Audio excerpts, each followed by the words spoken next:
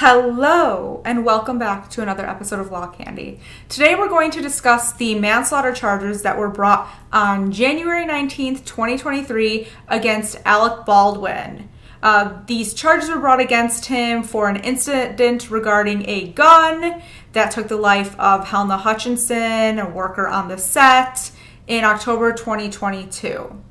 So, if you don't have a legal background, you're probably thinking manslaughter. Gross. What's that? Like, what? Slaughter? He slaughtered her? Like, no, he accidentally shot her. Well, term sounds super grotesque. Manslaughter is technically a term that is used for a lesser charge that involves the taking of a human life. But we're going to go through that right now.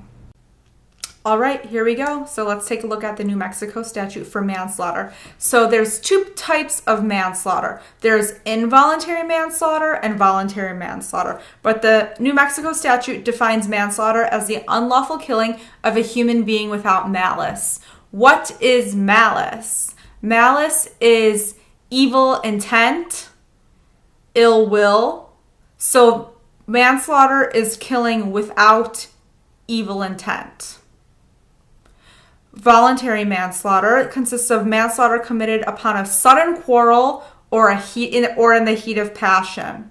Sudden quarrel or what is that? So sudden quarrel basically means you killed someone during a confrontation after you were provoked, and as a consequence, you acted under high emotions, preventing reasonable judgment. That would probably be like if you were walking down the street and you saw someone attacking one of your loved ones and you went to go protect them, and that person ended up dying, that would be kind of a sudden quarrel. A heat of passion means intense emotions causing you to act in an impulsive manner. So that would be like coming home and finding your partner in bed with someone else. Heat of passion. Those are the definitions that relate to voluntary manslaughter. And then we have involuntary manslaughter, which is manslaughter committed in the commission of an unlawful act, not amounting to felony, or in the commission of a lawful act, which might produce death in an unlawful manner or without due caution and circumspection. So this last part of the code, or in the commission of a lawful act, which might produce death in an unlawful manner or without due caution and circumspection. I'm guessing this is what the prosecutors are going to focus on because the death occurred during the filming of a movie, which is a lawful act. But the prosecutors are probably going to argue that the death occurred without due caution and circumspection, meaning that Baldwin was not cautious when he was using the gun. Should he have checked the gun for bullets? What's the common practice? Alec Baldwin says that it's not common practice for the actors to have to check the gun to see if there's live bullets in there. Some actors say yes, that is common practice, so that's something that's going to have to be decided amongst the courts. Whoever commits involuntary manslaughter is guilty of a 4th degree felony. So a 4th degree felony is the lower felony in New Mexico. There's 1st, 2nd, 3rd, and New Mexico has a 4th.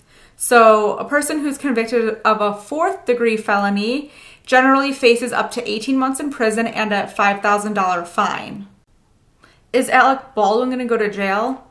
We don't know. I'm sure he's going to cut some type of a deal. There's going to have to be a lot of investigation done as to why there were live rounds on the set in the first place. There's the gun handler. She's also being charged. So a lot of investigation has to be done to determine what's going to happen with Alec. There you have it. There is the explanation of the involuntary manslaughter charge brought against Alec Baldwin in New Mexico. If you enjoyed this video, make sure to like and subscribe. Thank you.